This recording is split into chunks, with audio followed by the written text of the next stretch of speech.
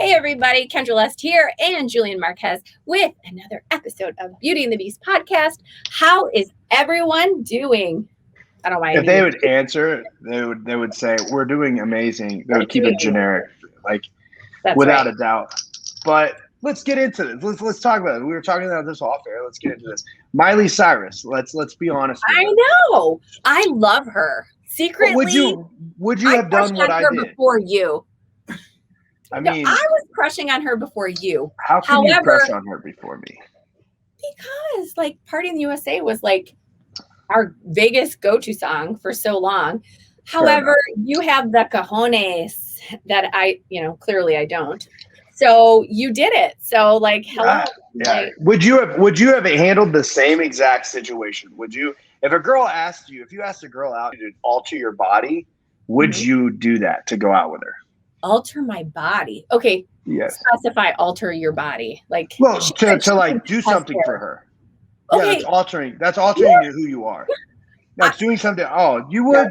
No, I have like, let's talk about the nether regions. Okay.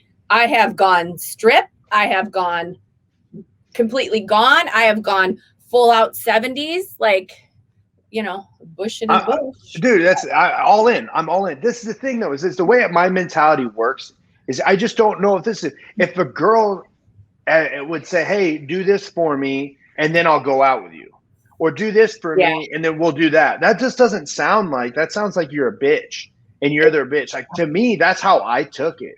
And so like, yeah, if you want to take it like that, then like, look at her. Like, I used my opportunity to give her spotlight and shine, and she spotlight, you're such a shit. She went out there and was like, I talked to her afterwards and stuff, but like, I think I handled it the right way, because everyone else would have been like, oh, I'm going to shave MC in my chest. Look, I won't even shave my chest for any of my family members that asked me to shave it. What makes you think some girl I'm going to shave my MC? There are initials in my shit. Oh, no. It's not just some girl. It's some girl. Miley Cyrus. Okay? It's some girl. It's some girl. Not at the end of the day, it's Miley Cyrus. She's badass. But who is Miley Cyrus? She has broken so many, like, I don't want to say barriers, but the thing I love about her is she is authentically her. She doesn't, notifications below the belt. Conor McGregor fires back at Khabib. Okay, we're going to deal with that later. Dom, turn this off. I just like her because it's like she doesn't care. She is who she is, regardless of what society, entertainment. I don't care. Yes, turn it off. She does what she wants to do. I love it. She's living her own truth. So I love her. Absolutely. Look, I love her too. I think she's amazing. That's exactly why I called her out and asked her out on live television, ESPN, pay-per-view, to be my Valentine. To be my Valentine. Not even go on a date, to be my Valentine. And she agreed. She agreed if I did something for her. And I did something for her. It was simple. It's not like it was simple, but I'm not a simp. I don't care. At the end of the day, it's just a girl, because my life is going to be the same position that it was prior, that it is after. And I will stand up for myself all day and all night. There's way cooler chicks out there. Abigail Mack, we had on a couple days ago or a couple weeks ago. Yeah, absolutely. Like she's way cooler than Miley Cyrus in that sense, but it's Abigail Mack. You know what I mean? I could keep saying it's Abigail Mack. Like it's Miley Cyrus. They're just the same. They're people. Yes, we all are created equal. I'm 100%. I feel completely the same, but like Miley, like she's just a cool chick. I don't know. And so is Abigail. Sure. Okay, in that perspective, yes. However, you had the opportunity, bucket list, right? Like, just check mark. Like, hey, be my Valentine, Miley Cyrus, little, like, bucket list kind of stuff. Yeah, bucket list. And then I sit there and I look like a simp and show all these kids that if a chick tells you to do something, do it for them. It doesn't matter. It's Miley Cyrus. It doesn't matter. It's the high school hottest girl. It doesn't matter. It's your future prom date. It doesn't matter. It's blah, blah, blah. Like, it does matter. It does matter your dignity. If you don't have, at the end of the day, I'll be without a date with Miley Cyrus or a Valentine's with Miley Cyrus, but I'll have my dignity, and it's worth way more. Okay, you know what, Julian, I love you for that. And that's why, like, I think we work out well together. I always tell people I lost my dignity among many things a long time ago. And you know what? Ego will leave you broken, hungry. Somebody told me that. But anyway, it's okay. We can agree to disagree. I would have Ego will leave you broken. Miley I don't think Cyrus. you lost your dignity at all. I just think everybody is now accepting it in today's day and age with the lifestyle that you chose. I think the lifestyle you chose is awesome. Yeah, I'm very sex positive, and that's, you know, everybody's different. However, enough about our stuff. Enough about Miley. We both love you. Just know, Miley, I'm willing to do more for you than this guy. So I'd pay to see it. So anyway, all right, everyone, we have a beautiful, talented, incredible up-and-comer in the UFC. I'm wearing her shirt. Okay, I did kind of put the KL little style to it. I cut it and whatever because I feel constricted most of the time. However, here we are. And she's waiting in the waiting room, looking fabulous because I am peeking. I love the ladies. Her name is Cheyenne Buys. Hello, beautiful. How Hi, are you? gorgeous. I love your shirt. Well, it's yours, right? I was like, I want to wear this, and I put it on. I'm like, I'm hot. I have the fan going right now. So I'm like, I'm just going to do a little nip and tuck. And, No, I like it. It looks good like that. Thank you. So how are you today? I'm doing well. How are you guys? We're fabulous. Just hanging out, talking a little shop, you know, a little Valentine stuff. We're talking about dignity. We're talking about dignity. And we're asking, we're talking about my Miley Cyrus deal. She thinks I should have shaved MC in my chest. I said I shouldn't. I can understand the guy side of you, but then I can understand like the female side of you. Like some people will be like, dude, why would you say that? You know, but at the same time, you're like, I ain't desperate, bitch, you know? Yeah. So, I see both sides. I mean, Cheers. Miley Cyrus. I mean, you could have slid in those little DMs a little bit more, maybe. You know? I did slide afterwards, but okay, good. As long as you kept going, that's fine. I kept going, but again, it did exactly what it needed to do at the end of the day. Good. But enough about me and my amazing time on on my call out. Yours. Let's talk about you. Let's talk about this lady in front of us.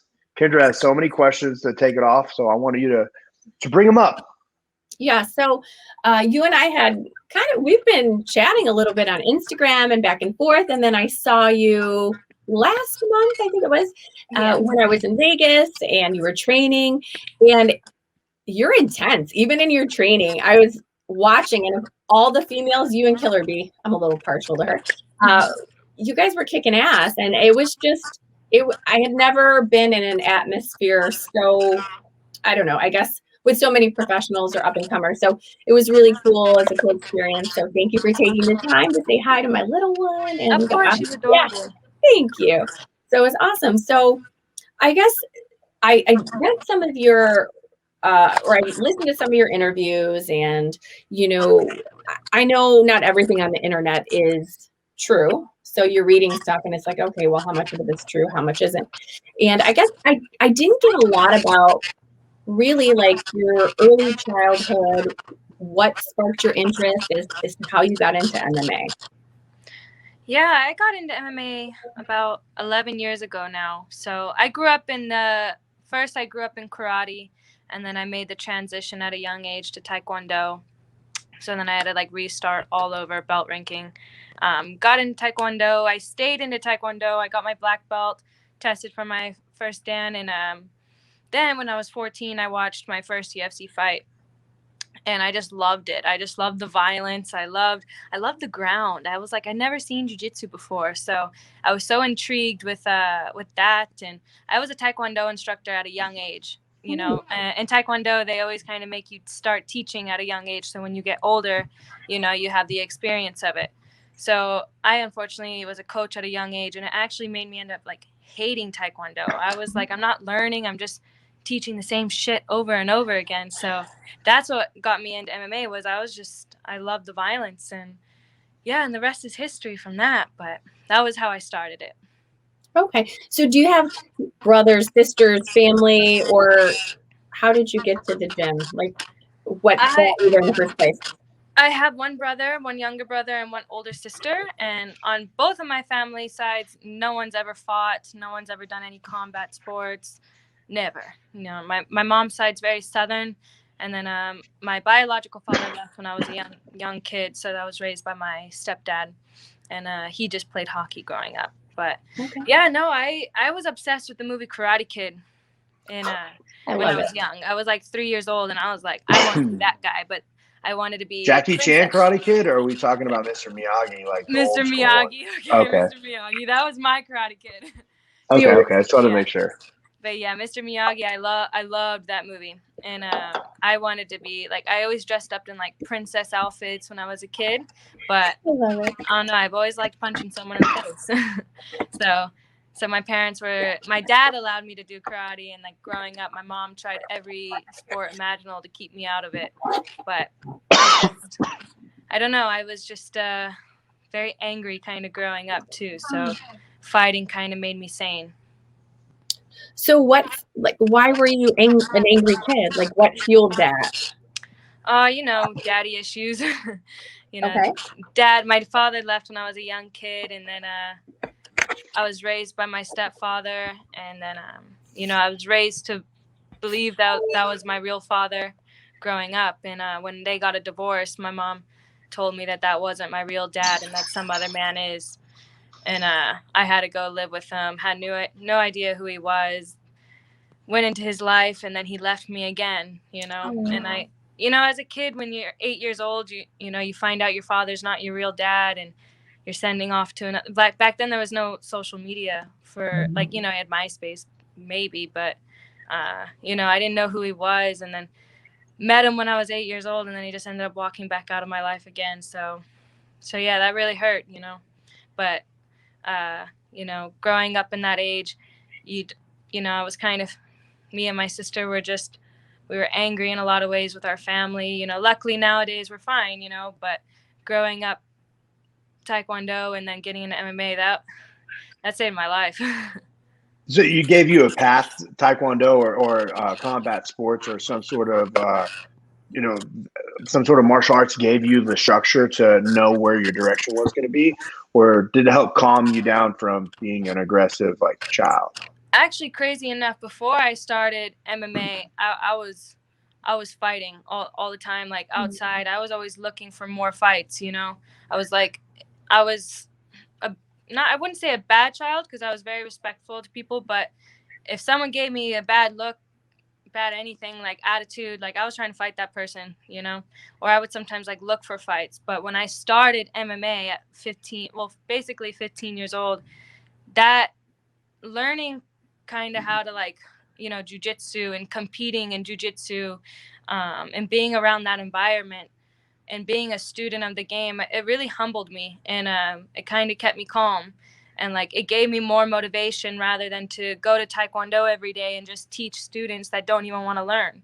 You know, in Taekwondo, your kids only put in Taekwondo for 2 reasons: one, to learn discipline, or two, to actually try to learn self-defense. And most of the time it's reason number one. You know, most kids don't stay in Taekwondo, and I was one. I got my black belt. I stayed a black belt for a long time. I taught my students at a young age, but you know, for me, I needed more. And then when I got into MMA, it made me a better person. I'll say that. And I'm very grateful that I got into it at a young age. But let me tell you, I don't know what would happen to me if I didn't do MMA. I mean, I could have been down a bad road. You're 15 years old. You walk into the MMA gym. What was it that like caught your eye? Was it the fact that you just got completely like annihilated in a situation that you had no clue? Like, walk me through that first practice. So the first week, I had a free week. So I signed up online for a free week at Omega MMA, and I was 14 years old, and I told my dad, I just signed up for a free week, but I obviously need a ride. I'm too young to drive. And my dad he was okay with it. He was like, I don't know, but I'll let you try it. My mom, on the other hand, she was like, hell no, you're not fighting. Taekwondo's already enough. Like, you just need to stay in that. And but my dad was like, he's like, I'll take you. And he's like, and then we'll see after the week. Man, my first day, I got fucked up. I mean, I got back then at that age, 2010, 2011, nobody did MMA back then. So the gym was just a bunch of like steroid dudes, you know? I mean, I was the smallest person on the mat for years at that gym. But man, I just remember when we were doing the jiu-jitsu class, I remember learning, the first thing I ever learned was an armbar. But then when they told us to grapple live, you did our 30 minutes of technique and then you did 30 minutes of live rolls. The coach I remember telling the coach was just like, just try to pin the person, you know? And I was like, okay. And here I am going with like a guy 200 pounds. I'm like 110 pounds at the time. And he choked me out quick. I mean, I didn't even get to like touch him. And he just tapped me quick. But my dad, when we left that day, he was like, you're a tough little girl. And he was like, let's see at the end of the week. And just every day I got my ass beat. I mean, one day I got my ass beat so bad I enjoyed it. I just went to my dad. I was like, I have not had my ass kicked like this before, you know? In Taekwondo and sparring, I always did well. I always sparred boys. And I always held my ground. So to go to MMA and just get your ass beat that first week, some people would quit. But for me, I was like, oh, hell no. I want to learn so I can come back and beat their ass one day. Yeah, I think like in Taekwondo, you know, if you grow up doing it and you belt and you go through the system, you kind of know what the next step is. Like when the kick is, when you're doing like a live spar, you know they're not going to throw anything outside of what you haven't seen. So going to that first practice of MMA and someone snatches your neck up, your arm up, or a leg up, you're just kind of like you're in a realm of just what the fuck is going on? What do I do? Why does this hurt so bad? Mm-hmm. Oh yeah, my neck was sore. You know those stingers? I had so many stingers by the end of the week. But man, I mean, honestly, MMA just made me such a better person. Like, I can honestly say that like Taekwondo gave me the discipline to be good at something. I'll admit that, and it gave me the respect on how to talk to people, and respect to the mat, and respect to the people on the mat.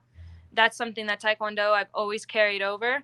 But man, MMA, that that was the toughest thing I've ever done. And I mean, I did all-star competitive cheer. I played soccer. I mean, I played flag football, co-ed flag football. So like, I played rough sports, but man, I just loved MMA when I got into it, and it's been a great journey.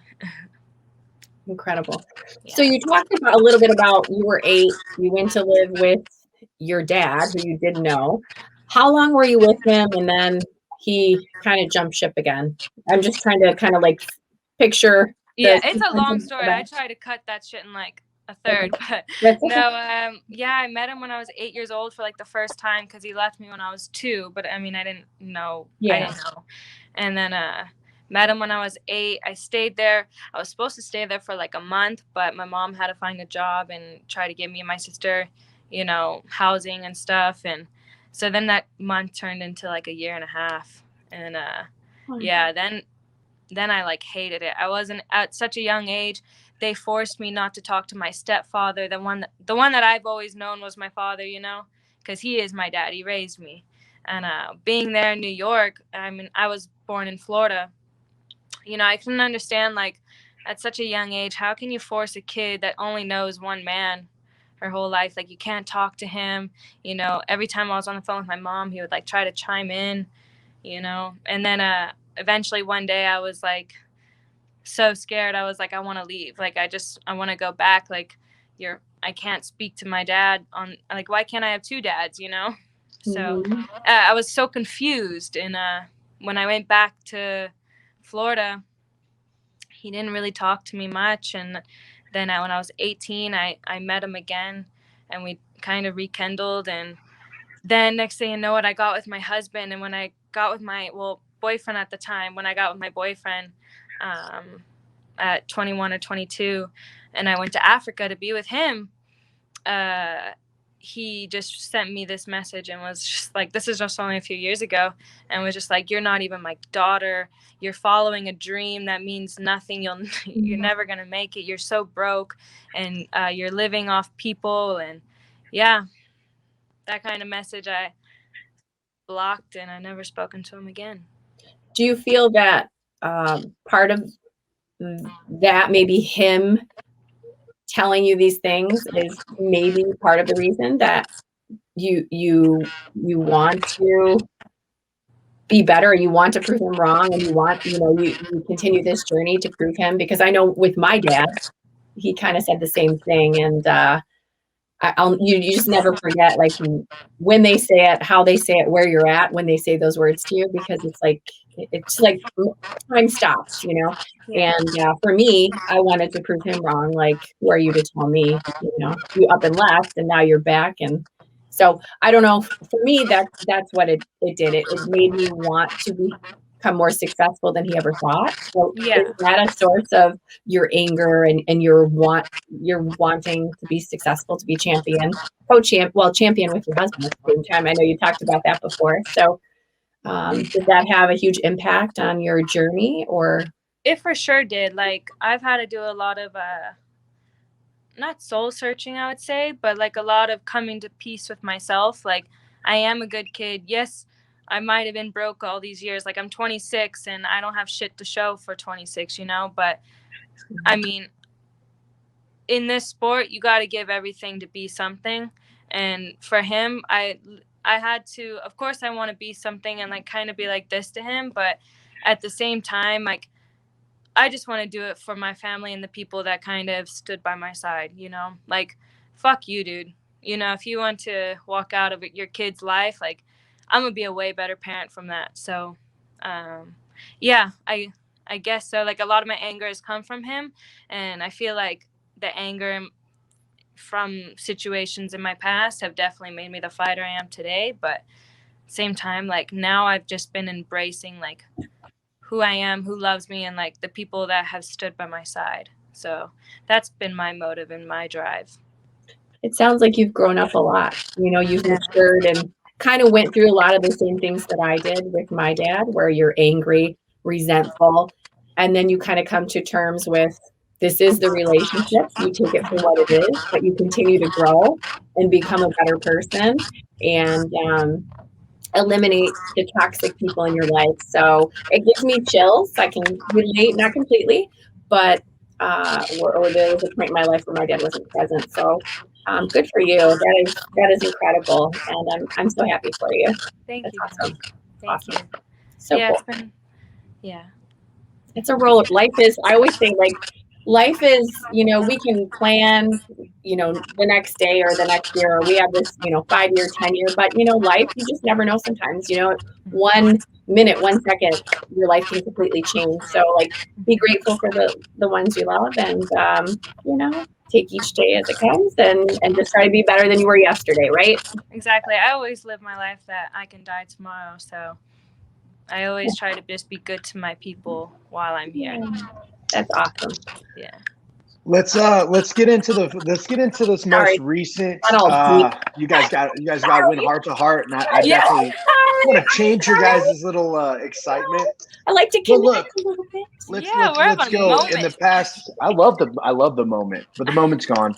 Yeah, we're over it. It's done. Move on. Move the fuck on. Get the But I think fuck it's up. awesome, and it built up to what we have to talk about now. Like, look, the past is definitely behind us. The past is what molded us and Yeah. what's pushing us to become who we are today. And within 6 months, I want to say 6 months. Oh no, it's a little bit more than 6 months. You end up going on the Contender Series with your husband on the same day, and you get a dominating performance. Both of you guys, you both get a call. You're the first couple signed to the UFC. You get your opportunity. Your payday changes. Walk me through that emotion right there. Like, how did that feel to finally just like to you knocked on the door and you're there? Not only that, with your significant other. Oh man, when we got our contender fights, and we both won the way we did, had good performances.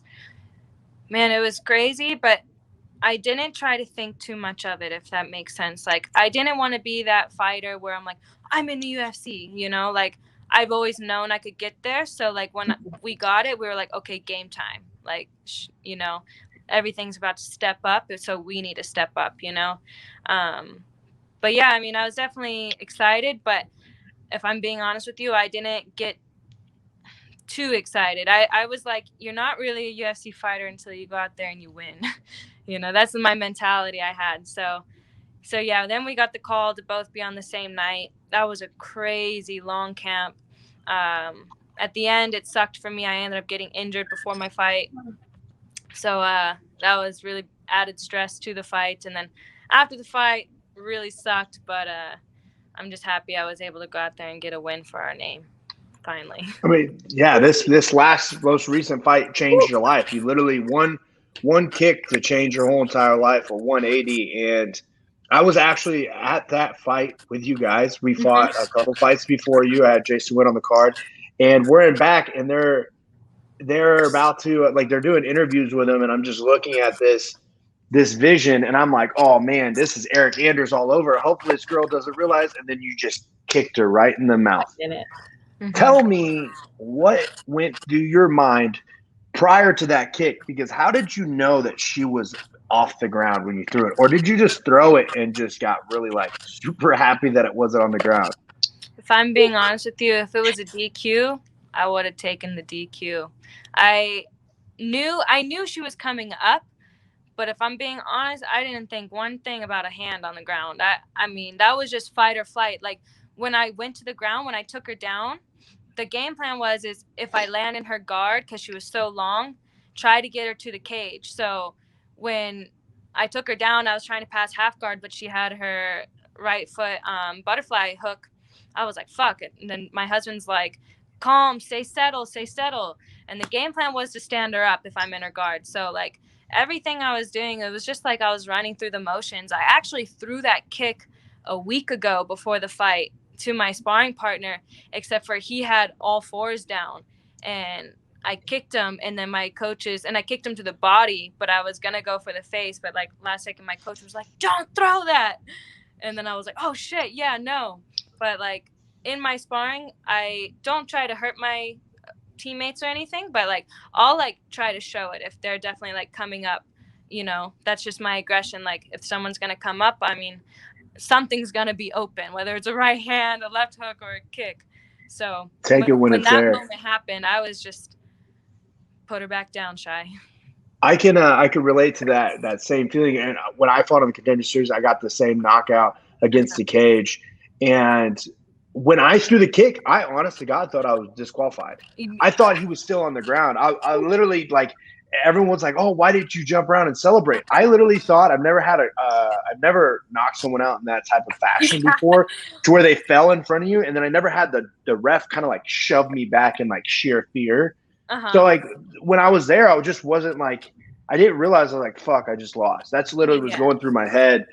How long did it take till you realize that you actually it wasn't DQ, it was a win? So I thought I had the walk off. So I immediately put my hands back and then hands up. And then when I looked over, I saw she wasn't done. And then when I jumped on her, I saw Mark Smith do this. And and he wasn't even looking for the first 3 punches I threw at her. And I saw that too. I was like, you know what? Just fucking hit this girl and don't stop. And in my head, it was the first time I went into a fight and I was like, do not fight for 15 minutes. Usually I go into a fight because I'm more of a Taekwondo style. I'm always 15 minutes of war, Cheyenne. 15 minutes. That's all you got.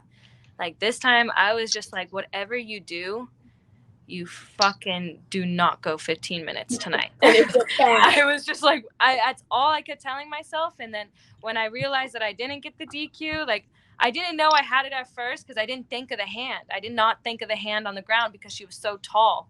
But when I saw Mark Smith do this, I was like, oh shit, they're gonna replay it. So I was like, just TKO her then, But, yeah.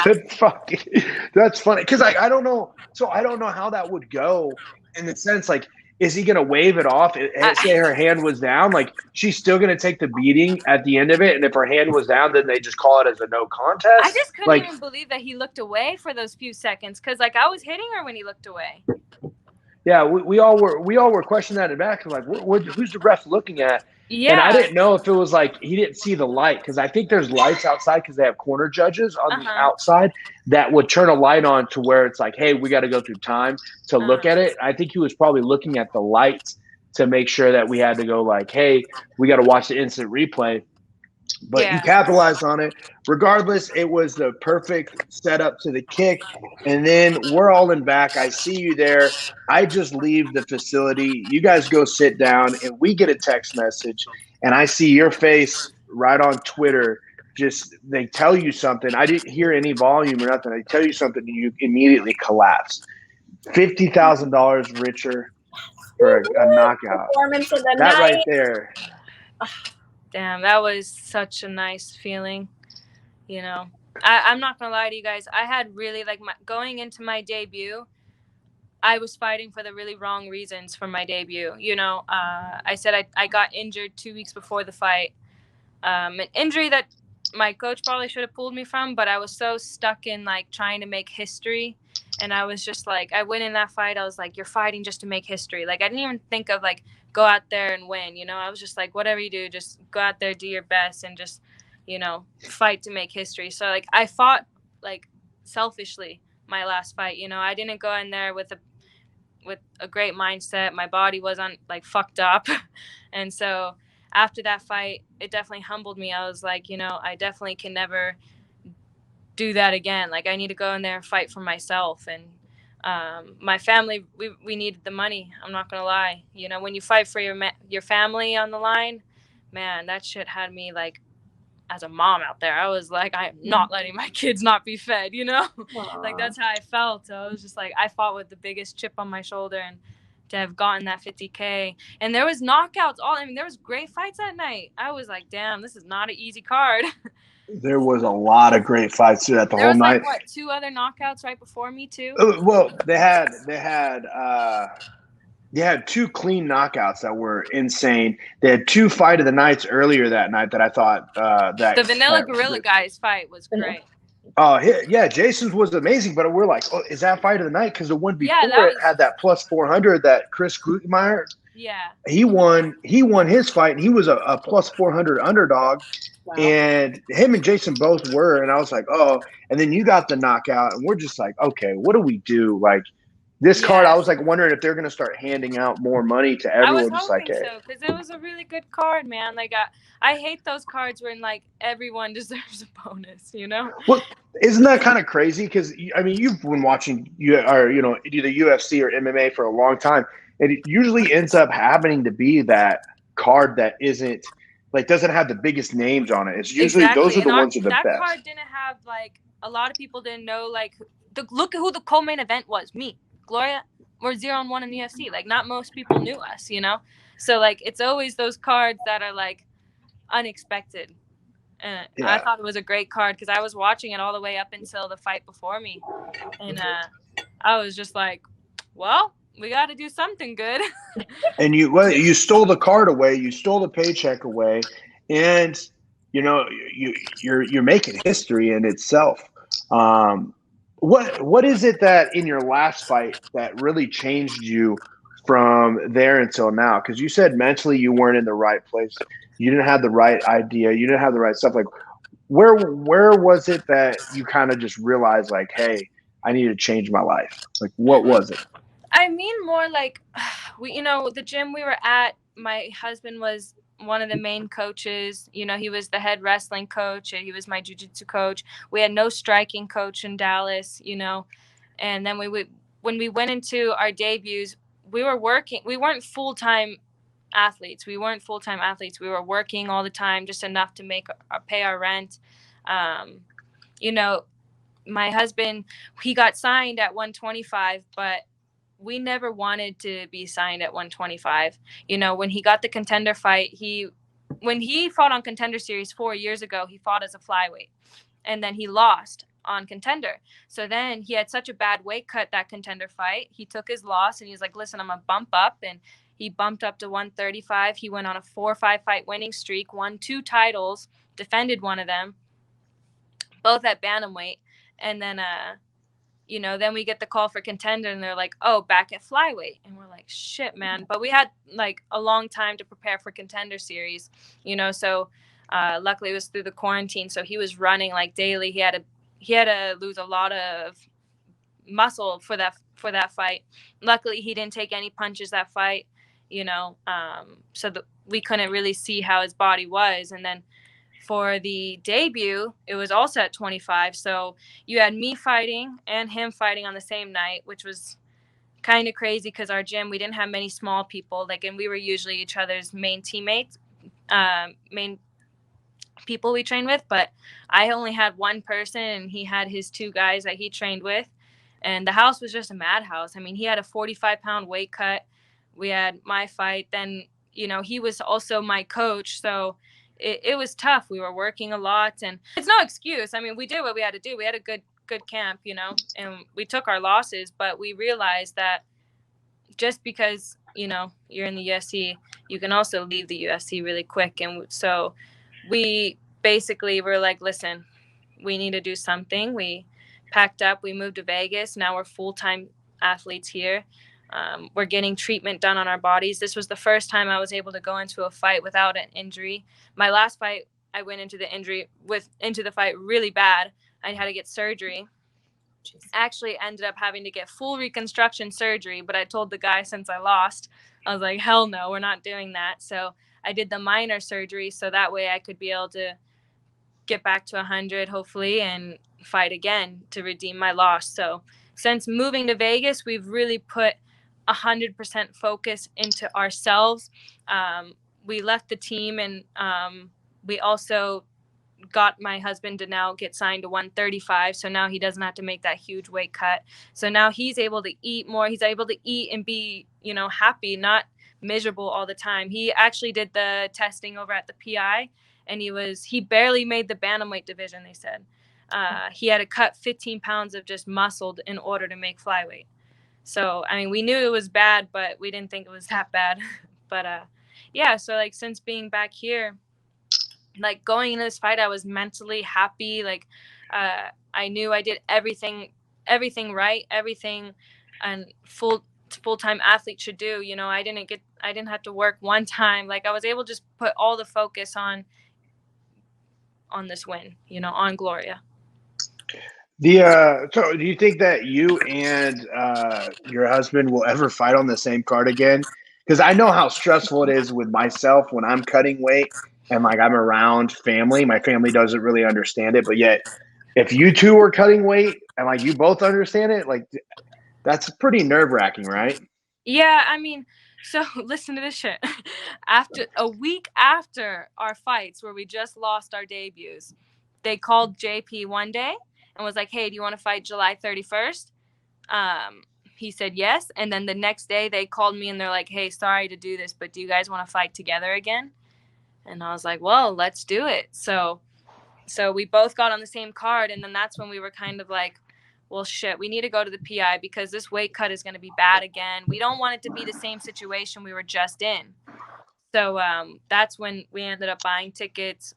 My dad bought us tickets actually to go to Vegas, and we got ourselves a hotel, did the testing, and then that's when we found out he's just way too big for flyweight. So we were like, you know what, we have to pull him because it's not healthy for one. And two, we don't need that stress again going into our second fight. Now we're both going to fight on the same night again, and it can either go one or two ways. It can be the best night of your life or it can be the worst night of your life. But so when we came to Vegas, we ended up telling Mick, like, hey, our old manager told him, like, hey, listen, he's way too big for bantamweight, for flyweight. He wants to go up, and we took a risk. We didn't even know if they were going to take him at bantamweight, because it's a different matchmaker. So luckily Sean took him in at bantamweight and they scratched him from the card. So he was actually going to fight July 31st also. Wow. But that's crazy. Yeah. Who was your previous manager? Our old coach, Safe. Okay. And who's your manager now? No one, myself. Oh, you manage yourself? Okay. Yeah, well, we'll see. I haven't talked to Mick yet, but for now I'm going to manage myself. Mm-hmm. I don't know what that entails, but That's I'm a sure. tough one. I used to do that. I used to manage myself for the longest up until the last fight. Until my last fight was the last time I managed myself. And then I went with my management company, which I understand what a manager is supposed to do, which is good. But I'm not here to tell you who to go with and what to do, but I'm here to just relieve a lot of the stress. That's crazy that you guys were supposed to fight on the same night, and then they finally, altered that. So then all the spotlight was on you. You go out there and you just stand out completely with a highlight KO, 50K. What are you planning on doing with that? Are you going to buy a house? Are you going to invest it? Or are you going to just keep it normal? Or how are you holding it? Well, I've never bought myself a car before, so that would be nice. But what's crazy enough was I told my husband months ago, like almost a year ago, I said, if I ever get a 50K, I'll get you a motorcycle. And I didn't ever really think it was gonna happen this quick. So like now that I got it, I'm like, fuck, do I really want to buy a motorcycle? Do I really want to? Oh, because I hate them. Like I'm terrified of them. Let me take that back. Let's just maybe we'll wait it out. I did take it back, but then now I feel bad. So don't feel bad. No. I would not feel bad. Dangerous. No, I will not feel bad. I'm going to tell you something financially intelligent because I've gotten quite a bit of bonuses. The government takes 40% of that bonus. Oh, fuck. Okay. Your government takes 40% of that bonus. So you're going to be sitting there with your normal bills. Like you don't want to sit there and you don't want to buy like a car. You don't want to buy a depreciating asset. If I were you, I would look into getting a home if you can. If not, I would wait and save all your money as possible. I wouldn't buy any luxurious things. Don't go out and change your clothing style. Don't go out and change your spending habits. Yeah, go out to dinner one night, but you have to understand that money in the bank is not going to make you any money. You're going to lose value. Yeah. And if you buy a truck, car, or a motorcycle, you'll lose value like that. The moment it drives off the lot, you'll Can never I get tell that you money what to back. do? Make it rain in Vegas one night, bitches. I just throw it out there. I actually have a question on the housing part. Yeah. Because like my person win check, that's basically gone because I had to pay off debt for the move to Vegas. So maybe can you buy a house with that money? Down. Well, it depends. It all depends on like if your taxes, your previous year and everything like that. If you show your taxes, you can get a $200,000 house in Vegas. Just depends on what your income is, but it won't be that hard to be able to get yourself a house. I would look into something that you're going to grow into because right now you're paying. I mean, we definitely want to buy a house, but we never had money. So that's actually, I didn't know with just that check you would be able to possibly. So that's good to know. Thank you. You'll put a down payment. and help out with your taxes. For sure. And then you both are going to be joint in it. So your lending from the bank is going to be more than like say if it's just single. And on top of that, you'll be able to the house that you have, you won't pay as much money. Like right now you're paying, let's say $1,400. So I'm going to throw out a random number, $1,400 for an apartment / house that's nice looking. And you're paying someone else's rent off for them and they're giving them extra money because it's probably $1,100 a month in that $1,400. If you pay if you get $200,000, you're looking at $1,000 a month in depending on your down payment. But you're paying that off and it's always going to the bank and that house would always have value into it. No, that's really nice. Thank you. Because we've been saying by next year we got to make enough to at least buy ourselves a house. So that's really good to know. And my best friend's a realtor, so I should reach out. Yeah, if I were you, I would talk to your real estate buddies. I'll talk into a financial advisor. I would talk to even if you reach out to James Krause. James Krause does this for all of us, for all of his all of the MMA fighters and everything. He educates you on money and how to spend it, how to save it, because a lot of coaches, a lot of people and mentors out there don't really give you the information of what you need to know. And you'll spend your money faster than you can earn it. I've heard Mike Perry's rants on him. Oh yeah. Yeah. I mean, it's crazy. And the government takes a lot. It's insane. I know it was 40%. I was guessing like maybe 30 max, but That's what I was thinking too, but 40 is nuts. And you know, too, 40 though, is nuts. if you are first time buyers, you can get a different type of loan. Like I think Yeah. FHA opposed to conventional, especially if credit's shaky. Like I remember, like I didn't even have my shit together until I was like 30. So Yeah. don't I'm feel hoping I bad. got all my shit together by 32. Yeah, you know. Absolutely. And to So, be honest with you right now is like the government is really giving away free money with COVID. So like mhm. if you were to look into a housing, I would look into SBA loan and you SBA? can SBA, you can Okay. look in the SBA loan and you can actually get for your MMA business last year and the year before, you can get a lump sum of money. I know people that have gotten $150,000. A couple of people got $500,000 on just their income, and the government's giving it at a 2.5% payment. So for over 30 years, which is nothing, literally Damn. nothing. So you can end up getting a house using that. And there's a lot of good things that you can do to help. I'm honestly really going to go look into that now because that was something that we wanted to have a goal by for next year. So if I could get one this year, that would be, I mean, I have this this house that we're renting, but shit, like I would rather put my money into something. For sure. Yeah. Luckily, being in this sport at a young age and someone who studied all these fighters, I have watched a lot of fighters lose their money really quick. So, yeah, that's the name of the game. I think that's like the biggest issue in MMA is educational and financial like stability. Now, when we fight like years ago when we first started, everyone's just they'll make a shitload of money up front and they'll go buy stuff and party. They won't really have anything. They'll drive the nice cars. But no one's really educating you that the government comes in, takes your money, that money doesn't come in all the time. So when you get $50,000, you walk around $70,000 in 1 year. But if you take 40% of that and just pay it towards your normal living, like what you have in living, and then you take 40% to where you're paying the government, it's going to leave you with an additional 20% to where you can actually save. And if you don't save that, and that's over time, over the year. Like if you don't save that, then you're kind of fucked. Yeah, thank you. You just taught me something today, though. Yeah, lots to learn. I mean, I'm sure he's a great insight. He's always, besides, like, he's got this amazing, like, side hustle. He bets, he does, I mean, all kinds of, like, revenue sources outside of MMA. Like, so definitely, Julian's awesome. Yeah, no, that's actually very, very nice to know. I'm actually really going to go look in that. And when I do buy a house this year, I'll be sure to say thank you. Oh yeah, reach out to James Krause, have him talk to you. He can help you out a lot.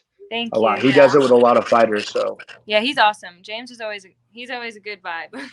I like seeing him around. He's a good guy. All right, so I want to ask, do you have anything lined up? I mean, you fought for 1 minute and we're not even really touched. So are there any fights coming up, or have you talked anything? Like what's in the works for you? I haven't had anything, but honestly, I would like my husband to be up next. I mean, I definitely would like to get a fight booked too, but I would like for him to get the call this week if possible. We were hoping if I got a big win, then maybe we'll get a call this week. So far nothing, but yeah, I mean, I'm definitely not injured. And Dana actually wrote me that night, and I told him, listen, if you need short notice, I keep saying short notice, but I need at least 2 weeks to make weight. But if someone fights fall out, give me 2 weeks. I can make weight easy. That's pretty short notice. I mean, yeah. I can do it maybe in a week, but that's unhealthy. So I'm like 2 weeks. But 2 weeks is good. I mean, short notice fights are fun. The cool thing about short notice fights is you don't have time to think. That's what I like. That's what we were hoping for after our last fight. We're like, hopefully they just call us and it's just short notice, but no. You also want to take the right fight for you. You want to build yourself up. You don't want to jump in. Because if you look, there's a lot of fighters out there that are just taking fights, and you see them, like one of the ones that it worked out for is Kevin Holland. Kevin Holland would take fights like no other, and it worked out at the beginning. But now he's in a situation. It's like he's taking these fights. They're not. He's got to grow a lot. But you have fighters where I'm going back to the weight classes. Ian Heinisch. Great fighter. He jumped all the way to top 15. Now he's in the top 15. He's struggling bad. And to the point, whenever your product doesn't perform to the capabilities, you either buy a new one and get rid of the old one. Yeah. You know, I've always said, like, when I get to the UFC, I'm never in a rush. You know, No. I've always said that because I have watched people, they try to rush to the top. And the strawweight division's stacked, man. Like, there's so many fights. Like, I know I'm going to be in this division for a long time. So, like, yeah, I would like short notice, but also, like, I'm very grateful that they've given me 2 long camps to actually, you know, have time to prepare. But, you know, I don't plan on leaving anytime soon. Obviously, the right fight. I mean, I've learned also, like, over the years, I remember right after my debut, I'm all injured and everything. Like, I'm scheduled for surgery. And they called me. They're like, you want to fight, what's her name? Jessica Penne, when Hannah Goldie. Yeah, I was like, at first, I was like, I can't. I'm getting surgery. And then I called him back and I was like, you know what? Fuck it. I'll fight. It was like a week and a half notice. And I was like, I'll make weight, no problem. But then, so I took the fight, but then they were like, wait, you're suspended for 5 months. And I was like, shit. But, yeah, so that was not smart. I also had to, like, kind of tell myself, Cheyenne, what are you doing? Like, don't just, you know, get your shit healed and then get into a camp. But I guess I'm also really excited that this is my first time I'm leaving a fight without an injury or anything. So I like that about you, though. I mean, I love the fact that you focus on, like, what's in front of you and you don't call people out. Essentially, you're like, I'll fight whoever. I just love to fight. You know, I like that. And I don't know. I think that I just love that. I think it's awesome. Like, you're just, I mean, you're calculated, but not to the point where whoever is next is going to be in your head. You're just kind of like, okay, I'm ready. Like, I don't know. I like that about you, though. Everyone's tough, man. Everyone's fucking tough. I mean, there's no easy fight. So, I mean, I always just tell myself, just prepare for the champion. And, you know, and if then the fight's easier, like how it was this weekend, then great. But I mean, I treat everyone as if they're way above me. I mean, it's my motivation. I just tell myself, oh man, this girl's gonna do this, man, you know. But I always just prepare for the worst. But yeah, I mean, I don't call anyone out, but man, I would like to be my last girl. I mean, I was gonna say, come on, there's gotta be someone. You don't call people out, but I'm just curious, who do you really wanna, you know, compete against? Who do you want to face off in the octagon? Who? I would like Conejo. I would like her. I think our story could sell. I mean, she was such a bitch to me after the fight for no reason. I never been disrespected like that, so that would be nice. She spit, right? Get my respect. Yeah, she spat at me. Like, she didn't get spit on me, but she went, and then she goes, fucking puta. And I was just like, whoa, bitch. Like, what happened? Like, I don't know. Like, I don't know what I did. I even thanked her for taking the fight. So she shook my hand on stage, and then you do that. Man, I think it's mental, something like she has to do in order to kind of like prepare. I don't know. She got knocked out by Amanda Lemos and was fucking thanking her on Instagram. So I was like, okay. I was like, so I got to go knock you out to get respect. Right. Okay. So, I mean, yeah, I would like that fight. But again, it's whatever the matchmakers want. I mean, I think that fight would sell. And I'm so, like, business-wise, I think it should. Because, I mean, before the fight, I mean, obviously I wanted to talk all the shit about her. But I was like, no, I focus on Gloria. Yes. And, so I was like, focus on Gloria. And then, you know, but I kept saying, like, karma hit her right in the mouth with her fight. But I was like, if I go and I win my fight by knocking the girl out, possibly, I was like, she beat me. She got knocked out. I lost. I knocked a girl out. Let us fight. Yeah. I think it would work. I mean, I have no problem selling tickets with that fight. I would talk all the shit to her. I mean, I'm not going to lie. I mean, she disrespected me, so she made it personal for me. Mm-hmm. And I'm not the type to disrespect someone. So, but yeah, that fight, I think me and her could sell some money and sell some tickets for that fight. Yeah, you had mentioned that she had talked about family, and when you bring family in, like, it's like you don't do that, right? So she's a coward. I never met anyone like her. You know, before the fight, even in the locker room, we were in the locker room at the PI, like, I hate when people say she took the fight on short notice, because trust me, Kay Hansen and her is a completely different fight, you know? So I also took the fight. I was actually, when they called me to tell me that Kay Hansen pulled out, it was 2 days after I got injured. I wasn't able to train. I wasn't able to extend my arm. My arm was swollen up until after the fight, and even worse after the fight.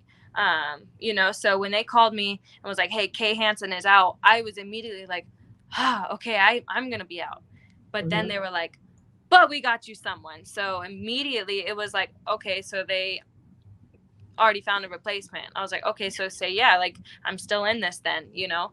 So, you know, for me, I was like, I even thanked her, you know, I was like, thanks for taking this fight, you know, that way we can still like go get paid, you know? Right. Yeah. You know, and then I saw her in the locker room, and, you know, everyone's different before a fight. It's cool. But I mean, she gave me the nastiest look from hell. I was like, damn. Like who are you? Like, I didn't like say hello, but I like smiled at her, and she just looked me up and down and gave me this smirk, and I was just like, ooh, she's mad. I was like, ooh, she's mad. And then I texted my husband. I was like, she ain't so friendly, like LOL. And he was on the bike right next to the therapy room cycling, and then next thing you know, 5 minutes later, my husband texted me, and he was like, she's literally right next to me staring me down. And I was like, what the fuck is her problem? Like, what is it against us, you know? Yeah. So you know, I was texting my friend Emily Ducote as she was gonna fight her, but instead Conejo got pulled up to fight me, to save the show, but well, not save the show, but save me for fighting. And I was texting her. I was like, is she always like this? Because I'm over here, like, I can speak to my opponents before the fight. Like, I've been fighting forever. Like, it's our jobs, you know? Yeah. Like, we're all going to fight each other one day. And I was texting her, and she was like, yeah, she's like that at weigh-in. So I was like, okay, so it's just her. Like, but her, the persona. I've never seen her in her fights do that to someone. I mean, I've seen her get ugly, but I don't know, like, I just never been disrespected like that before. Yeah. So I just want to go out there. I would just like to smack her and get my respect back from her, you know? Yeah, maybe she's threatened by you, or she sees that you have the potential to be champion.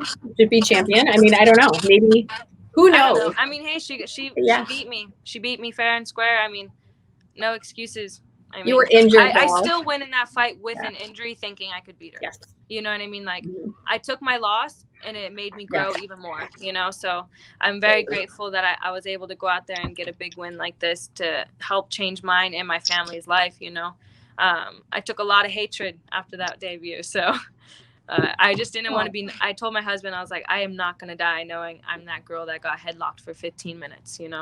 I remember you saying that. You're like, I could die tomorrow, but I'm not going out like that. No, I would not be able to live with myself if that was how the world had to see me. I couldn't, because I know I'm better than that. That's awesome. So, all right. So you have your win. You've been, I don't know, you said you'd be back in the gym on Monday. You're training. You're enjoying a little bit of your victory. And I guess, I mean, at this point, you're just kind of waiting to see what happens, right? When the next fight's going to be. You have animals, which you absolutely adore. So I'm sure they're happy to have mom home. Yeah, I went and bought them all the toys today. So I actually got a dog like a week and a half before my fight, which I talked about how broke I was. And I just want to clarify, these people gave me the dog and said I could pay the dog off after my fight. So I was like, well, shit, I'm already in debt. So might as well just add it to the freaking debt collector, you know? So I paid my dog off today. Frenchies are very expensive, guys. I do not recommend buying. They are. They're so cute, though. I love them. I love my dog. He was worth the money, but paid him off today, and then I went and I got all my dog's toys and stuff for like a year worth. So that felt really good. I will say that's what I did spend my money on. That. Awesome. Fun fact, I have a Frenchie here that just pooped on the ground. Shut up. You know what? My downstairs probably just pooped on the ground. They're notorious. I just want you to know why are they little shitters? Like, why do they need to do that? What is wrong with them? Is it a dominance thing or what? I don't know, but having two of them now, two boys, Yeah, so I'm pretty sure that this house I have, there was a dog that lived in here before, and the dogs keep marking in the same fucking spots. Yeah. And I am just like, man, I need to get a house with all wood. You know what I mean?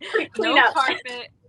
Yeah. So, but I love them. They're the best. I love Frenchies. They're really the best personalities, and they really going home every day from training to those little smiling faces. It's just the best. They're Little pig dogs. Yeah, well, my little one, my oldest one, he's 3 next month. He thinks he's a pit bull or something. I don't know. He thinks he's just like this little jacked muscle dog. I love that. That's what I have, pit bull rescue, and she probably acts more like a Frenchie. Like she's so docile. She's like, just love on me, like. She's the sweetest. Like she'll scare somebody. Like if somebody brings a package, like they're like, oh, okay. You know, so I'm like, yeah, okay, that's what I need. But she's real docile. But my pit bull is the mama bear of all the animals, but she's definitely the protector. Taking them to the PetSmart the other day. Oh my God. Take all 3 of them ever again. I was gonna say, like, now that we have a puppy, she just freaking went after a dog just because they barked at the puppy. I was like, oh hell no. Oh no. And then she like didn't attack, but you know what I mean? She let that dog know, get close. And I was like, oh man. I was like, I'm sorry. This is not common. This is not my dog. Aw. Yeah, she's like awesome. She's too mama mode right now though. That's so cool. Yeah. Well, you paid off your dog. You're looking to get a house. You're enjoying some time with the hubby and family.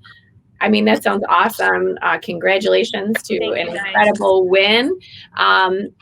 You know, I have a million more questions, but Julian is like, okay, yeah.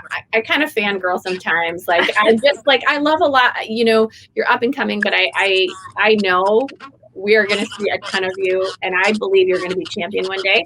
And I'm just so happy to have the opportunity to have you on. We both are. So thank you so much. But for people watching, where can everybody find you? Oh, man, I'm on Instagram and Twitter just under Shea War Princess. Awesome. So yeah, you guys can find me there. And I really appreciate you guys wanting me on your show. Oh, gosh. Absolutely. Thank you for sharing your story with us. Yes, thank you. Thank you. I hope I didn't get too deep, but I kind of like to kind of get into a little. Oh, we had a moment. We did. That's okay. You guys did have a moment. I get chills. I don't like to shave, but I have to now. Yeah. But anyway, thank you so much, and good luck to the hubby, and hopefully he gets a fight coming, and we'll be cheering for both of you. So enjoy the rest of your day. Thank you so much for your time, everyone. Okay, awesome. Mwah.